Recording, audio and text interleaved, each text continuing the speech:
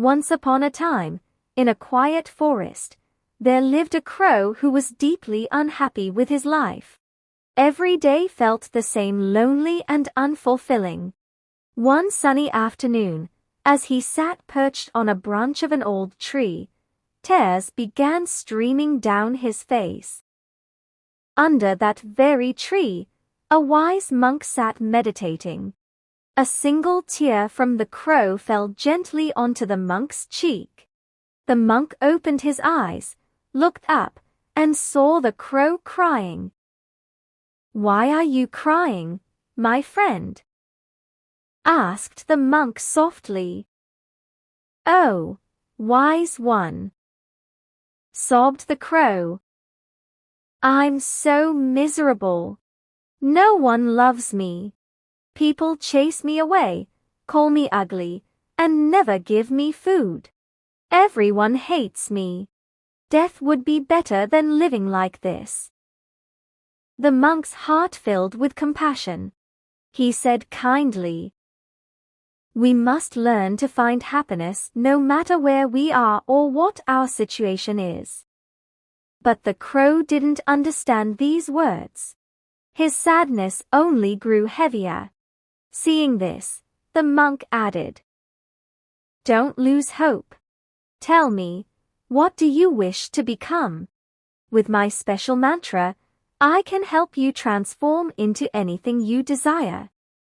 The crow's eyes lit up with excitement. "Oh, Blessed One, please turn me into a swan. They're so beautiful and graceful.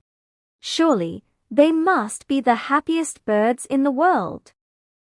The monk smiled gently but replied, "Before I grant your wish, go and ask the swan if he truly is happy. Find out for yourself. Until then, I will wait here." With newfound curiosity, the crow flew off toward a nearby pond where a swan glided elegantly across the water. "How beautiful you are!" exclaimed the crow. "Your feathers are as white as milk, and everyone admires you. You must be the happiest bird alive." To his surprise, the swan shook its head. "No, my friend, I am not happy. There are so many vibrant colors in the world, yet I am plain white. I envy the parrot, it is colorful and surely the happiest bird." Determined to uncover the secret to happiness, the crow flew to find a parrot. When he arrived, he marveled at the parrot's bright plumage. "You are stunning," he said. "Surely, you must be the happiest bird in the world." But the parrot sighed. "No, my friend. People love my colors, but they also trap me in cages. I live in constant fear of being locked away forever. I think the peacock is the happiest, it's even more dazzling than me." Without wasting a moment, the crow hurried to the zoo, searching for the magnificent peacock. He found it surrounded by hundreds of admiring visitors. After the crowd dispersed, the crow approached cautiously. "Dear peacock," he began, "you are breathtaking. Thousands come to see you every day. Look at me, they shoo me away wherever I go. Surely, you are the happiest bird on earth." The peacock lowered its head sadly. "I once believed I was the most beautiful and happiest bird. But because of my beauty, I am trapped in this cage.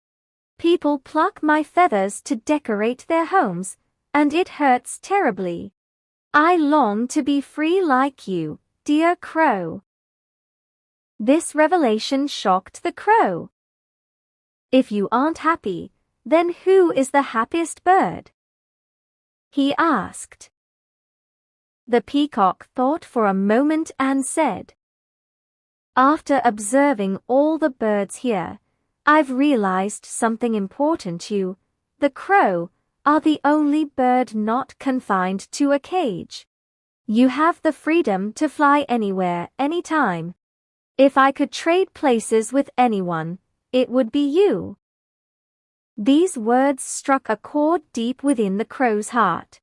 For the first time, he felt grateful for his wings, his freedom, and his simple life. He returned to the monk, his spirit lighter than before. "Oh, wise one," he said humbly, "I don't want to change anymore. I'm content just being a crow. Thank you for showing me the truth." The monk nodded with a serene smile. In life, we often compare ourselves to others and feel unhappy about what we lack. But true happiness comes from appreciating what we already have. Remember, there will always be someone with more or less than you. Comparing yourself to others only leads to sorrow. Be satisfied with your blessings, and you'll discover the greatest joy of all. And so, the crow learned a valuable lesson. Happiness isn't about becoming someone else. It's about embracing who you are. Moral of the story: don't compare yourself to others. True happiness lies in accepting and valuing what you have. The moment you stop chasing what others possess, you'll find peace and contentment in your own life.